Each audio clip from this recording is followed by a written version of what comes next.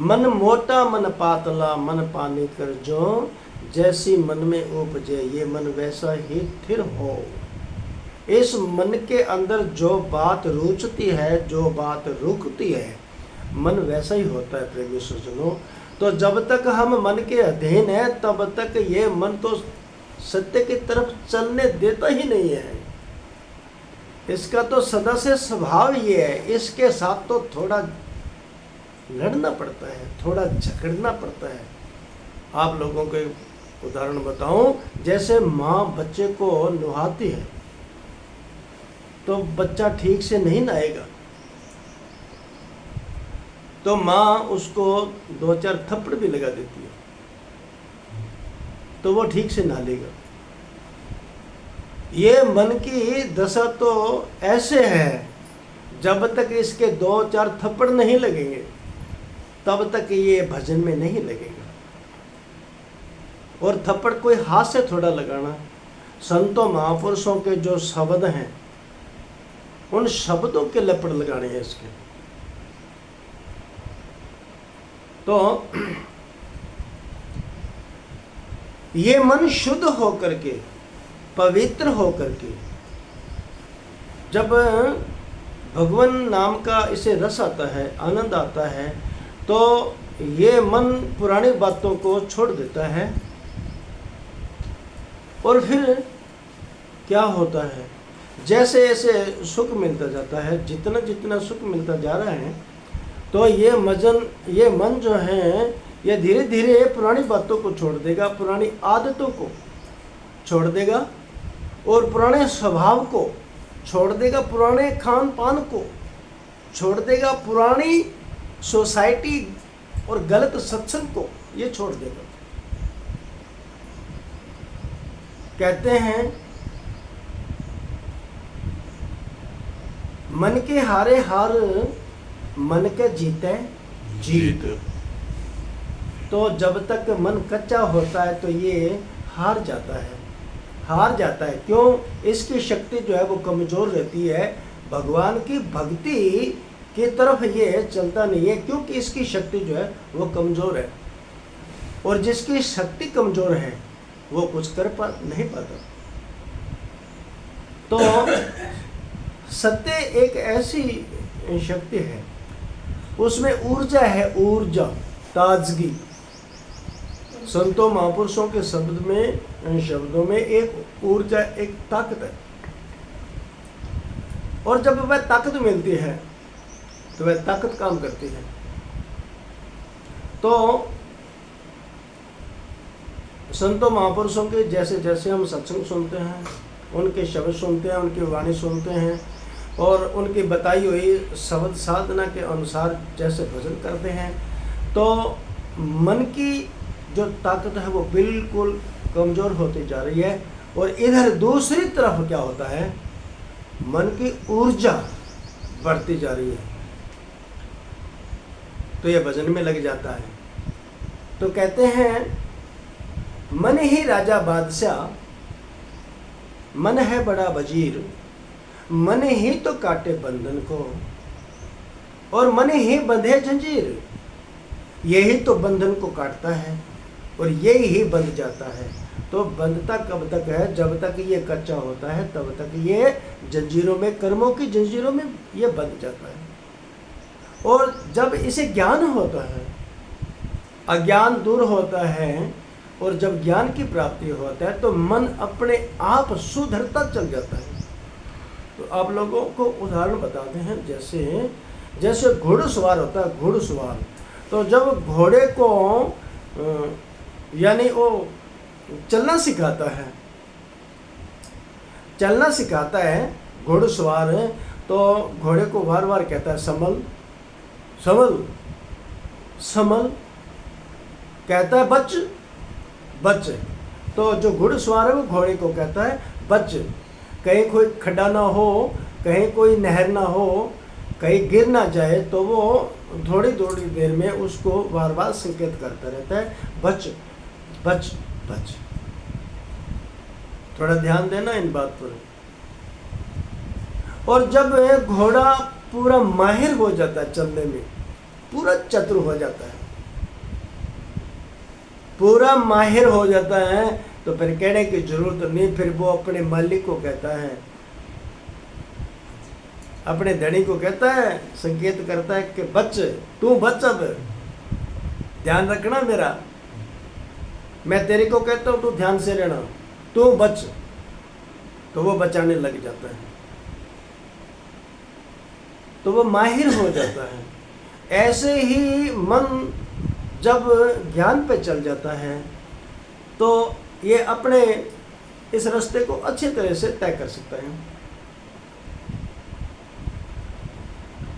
मन को हमें रोकना है तो मन को मन से ही रोकना है। मन को रोकने के वाले कोई शक्ति यानी कोई दूसरी वस्तु नहीं है। मन को मन से ही रोकना है, यानी गलती को गलती से ही सुधारना है।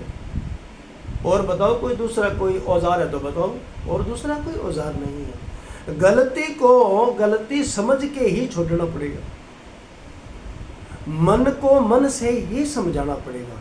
अब लोगों को एक उदाहरण बताऊं, जैसे एक लोहे के जो औजार हैं, जो लोहे के औजार हैं लोहे को ही काटते हैं, तो औजार जो है वही तो लोहे के हैं, और कटने वाला वो क्या है, वो भी लोहा ही है।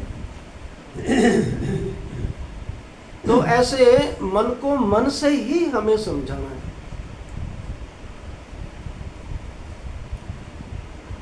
मन के हारे हार, मन के जीते जीत, ओ मन मिला दे पीव से, मन से ही है प्रतीत। देखो संतों महापुरुषों ने इस बात का स्पष्टीकरण किया है। जब तक मन कच्चा है तब तक हार मानता है, और मन जब सत्य पर दृढ़ हो जाता है तो पद को पा जाता है। मैं सोचो मन ये पत्थर है, अब मन पाटी जान। अब मुझे पता चला है कि मन क्या है। मैं सोचो मन पत्थर है, अब मन पाटी जान। ताके लागी शब्द की फिर निक्सी कंचन खान। ऐसे संतों महापुरुषों के शब्द हमारे मन को आकर्षित करते हैं, ज्ञान की ऊर्जा देते हैं, और मन की कमजोरी को दूर करते हैं। उसको सत्य की ऊर्जा दे करके, सत्ता दे करके मन को पूरी परिपक्व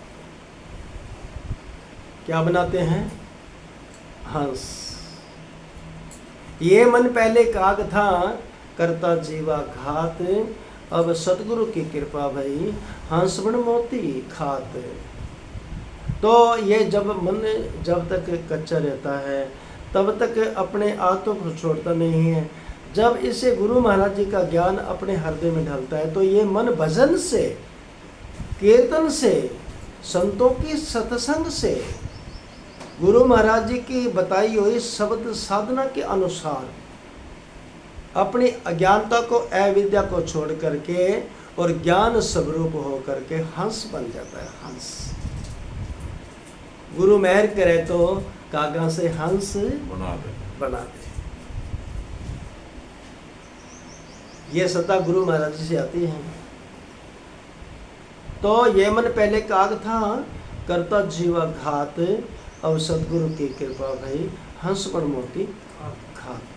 तो ये मन जो है हंस बन जाता है। हंस, तो हंस का मतलब क्या होता है, उसका तात्पर्य क्या है? हंस का तात्पर्य क्या है? संत महापुरुषों ने बताया। भी हंस के गुण क्या हैं? तो जैसे हंस जो होता है वो सफेद होता है, बाहर और भीतर से भी वो सफेद होता है। जैसे देखने को बाहर भी सफेद है और भीतर से भी वो सफेद है। तो जैसे हंस को हम दूध और पानी एक ही किसी वस्तु में रख दें, दूध और पानी ये दोनों मिला करके किसी एक वस्तु में रख दें तो हंस क्या करेगा? हंस दूध को ग्रहण कर जाएगा, दूध ठीक से पी जाएगा और पानी को ज्यों को त्यों छोड़ देगा। छोटी बात है क्या? कितनी बड़ी बात है। दोनों पदार्थ इकट्ठे हैं, दूध और पानी इकट्ठे हैं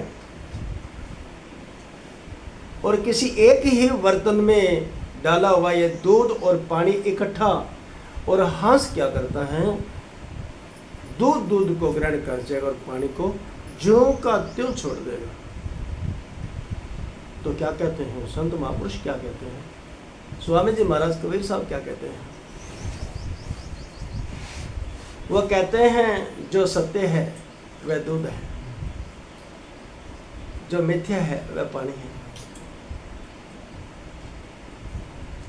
तो सत्य और मिथ्या ये दोनों एक जगह रहते हैं,